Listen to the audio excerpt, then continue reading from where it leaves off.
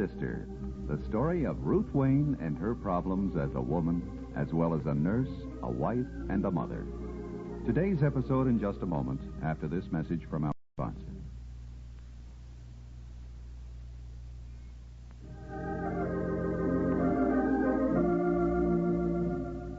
It's about 8 o'clock in the evening now. A short while ago, Reed Bannister dropped by Ruth Wayne's big sister's house.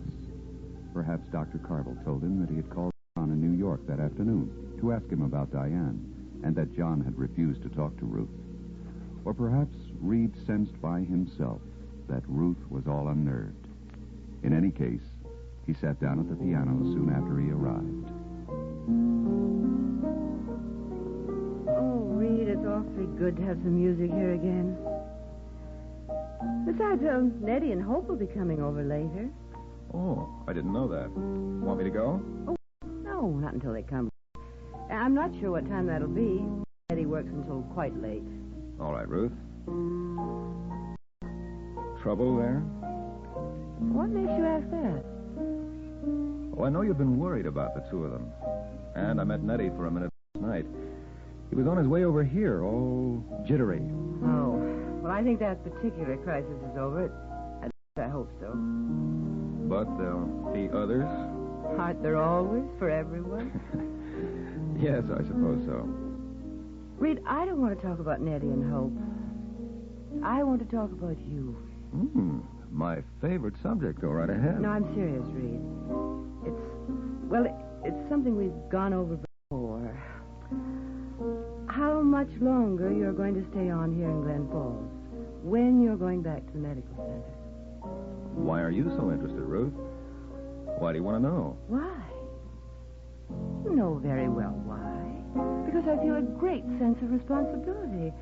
It was out of loyalty to John, affection to Mr. Carville, that you came here in the first place. And do you have to assume responsibility for that? Yes.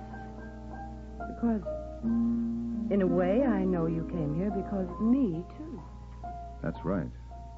Well, I don't feel right about it. It bothered me all along, and it's been bothering me even more lately. I think you should go back. And as soon as possible. I'm afraid it's too late. What do you mean? I've already made up my mind. Decided I'm not going back to the medical center. That I'm going to stay on here in Glen Falls. But why, Reed?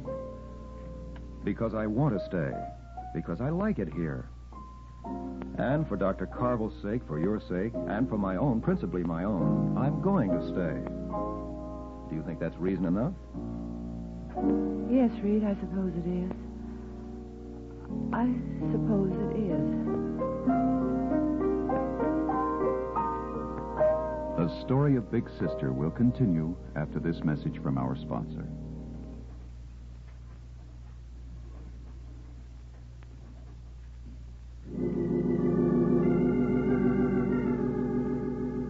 And now, let's go to New York, to the one-room apartment on Washington Square where John Wayne has been staying since he moved out of the High Towers Hotel.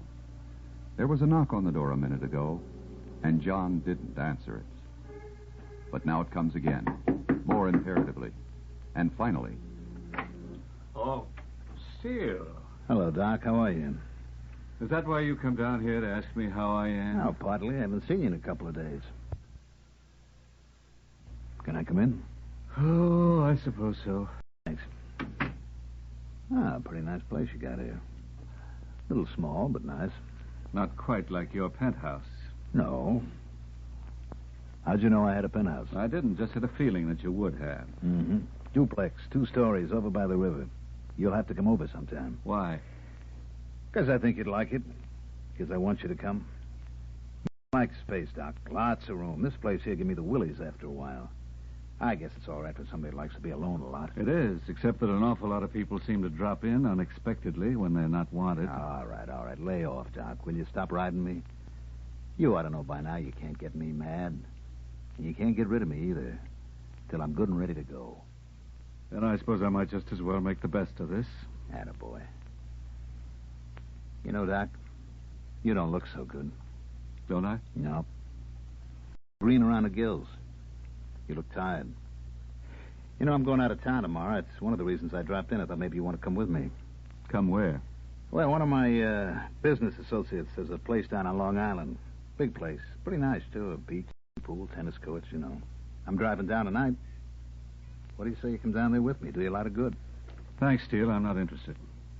Okay. Look, will you tell me something, Steele? Why do you keep after me, keep coming to see me when I'm always deliberately rude to you?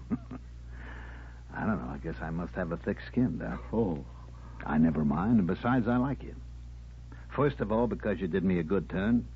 Diagnosed that gallbladder thing of mine when nobody else could. And second, well, you always give me something to think about. For instance? Well, it's time with the gallbladder. Psychogenic, is that right? Yes. Well, I told my regular doc about it, and I looked it up. It comes from the mind. It kind of bothered me a little. The Iron Man discovering he's got an Achilles heel, huh? That's right.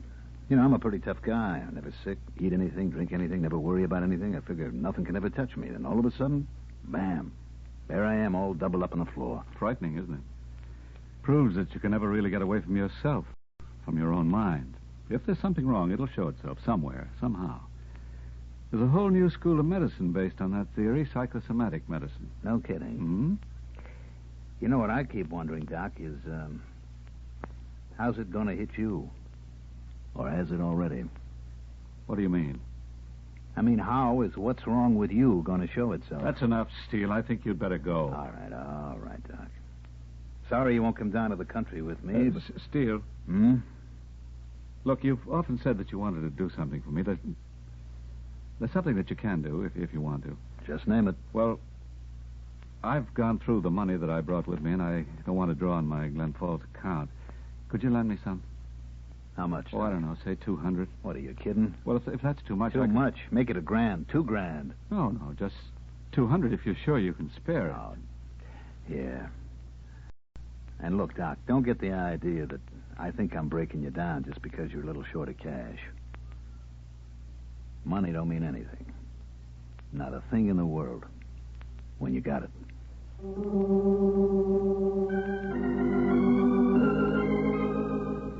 Back to Glen Falls, to Ruth Wayne, Big Sister's living room. Nettie came in just a few minutes ago, and now Reed Bannister is looking at his watch and saying, Later than I thought. Guess I'll be running along. Oh, Reed, you sure you don't want to stay just a little longer? Yeah. Hope will be along any minute now. As a matter of fact, I thought she'd be here before I was. Thanks, Nettie, but I gotta get up very early tomorrow. Besides, I've got a feeling you have family matters to talk over. No, we haven't, Dr. Bannister. Honest. Well, I think I'll run along anyway. Thanks for a very pleasant evening, Ruth. Thank you for coming, Reed. I'll see you in the morning. Right. My best to hope, Nettie. Oh, thanks, Doctor. Good night. Good night. Gee, he's a swell guy. Why couldn't John have been like that? Nettie. Oh, I'm sorry, Ruth. It just kind of slipped out. What I meant was, I just never felt right when I was with John. I always felt he was kind of putting up with me because I was your brother. With Reed... You're only going to make it worse, Nettie. Somehow you and John just never got along. But he's gone now, and we don't have to worry about that anymore, so let's just forget it, eh? Okay, Ruth. What did he mean when he said that we probably had family matters to talk over? Reed? Oh, well, he met you last night when you were on your way over here, do you remember? And he noticed that you were pretty upset. Oh, that, yeah. Well, that's all over with. Finished for good. You remember what you said this afternoon when I met you? When I was kind of worried about telling Hope about the garage? That it was sold? Yes, Nettie, I remember. Well, it was just wonderful the way she took it. She said it was probably a good thing. That we've been doing all this fighting about the garage. Well, now that it's been sold, we could just forget about the whole thing. She meant it, too, Ruth. She wasn't upset even one little bit. Oh, Nettie, that's wonderful. I'm awfully glad. I've been walking on air. The way things turned out, it was worth all the worrying and heartaches. It was tough. Awful tough putting my foot down the way I did. Showing her she couldn't push me around all the time. But now I think we really are adjusted, Ruth. I told you it took time, Nettie. It's something every young married couple has to go through. I know. I told you a couple of times before this that everything was going to be okay. Well, this time I mean it. This time... Oh, that must be Hope now. Well, I'll get it. Oh, sounds as if she's in a hurry. Yeah. Oh, hello, Hope. Come on in. Oh, hello, Ruth. Thanks. Oh, I'm awfully sorry I'm late. But something happened, and I just couldn't get over before this. Oh, what, Hope? What happened? Don't look so worried, Nettie. It's not anything bad. It's something good. Wonderful. It was a registered letter about my uncle. He just died, and he left me $5,000. What? Yes, $5,000, our very own. Oh, don't just stand there, Nettie. Say something. Isn't it wonderful? Oh, yeah, Hope. Sure. Sure is wonderful. Terrific. Standing there with the two young people, Ruth catches the note of uneasiness in her brother's voice, a reflection of the uneasiness she feels herself about this mysterious stroke of good fortune. Now a message from our sponsor.